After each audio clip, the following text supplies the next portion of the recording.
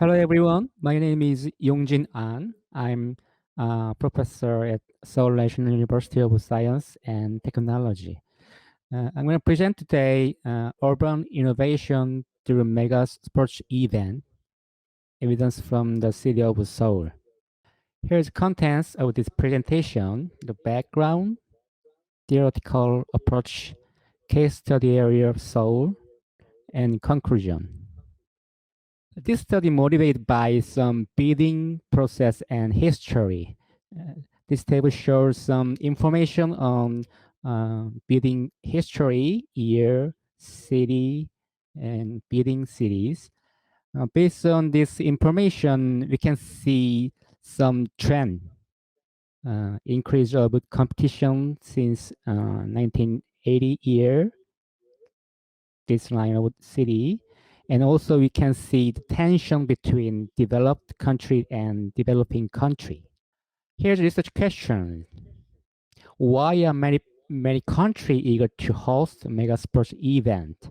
Maybe some answer would be here, 3 points. One is joining the global trend. Second is suggest showing a symbol of modernization process.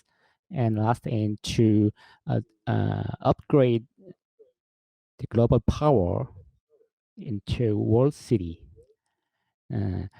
This study aimed to understand the relationship between mega sports event and globalization by explaining the changing of nature and role of mega sports event, and also by showing some evidence of the difference between two types of mega sports event.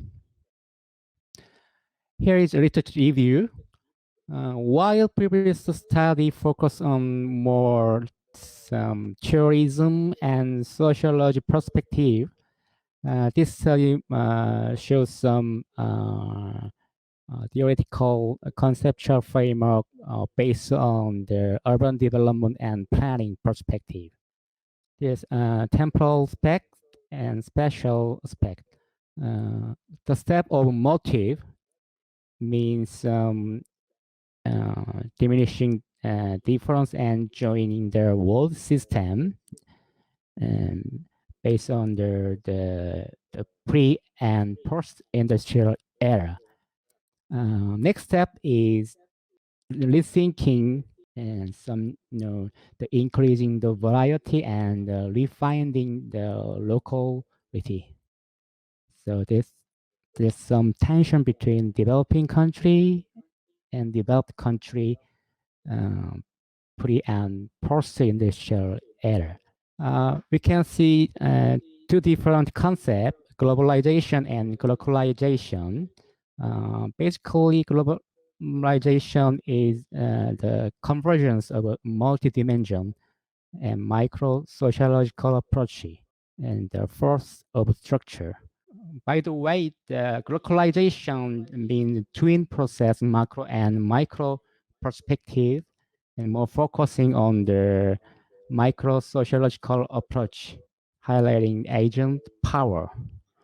So this study more focused on the change of mega sports event as a urban strategy, changing of the role agent and local identity. And here is an overview of a case study area of Seoul. And this paper framed three categories: role of agent for hosting, urban form, and urban development. At the first stage one, transition to modernization, we found some change in urban form and urban development, more with the homogeneous Western style and the physical infrastructure for economic development. At the second stage, globalization to localization, we found some evidence on local-based hosting with citizen participation and unique architecture style symbolized by traditional factor. And in terms of urban development, we can see reshaping landfill to eco-city, more environmental friendly development pattern. This table shows some summary between stage 1 and stage 2 based on 3 categories: role of agent, urban form, and urban development. Also, I will suggest some answer to the question. First is there is a distinctive difference between developed and developing country in terms of nature and role of a mega sports event. And also, major characteristic in post-industrial era are closely and strongly associated with the dramatic change of nature and role of a mega sports event.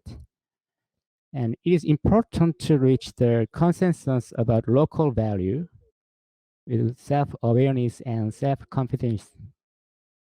And second is, it is time to consider how to redefine, rediscover, and reshape tradition factor as a local identity.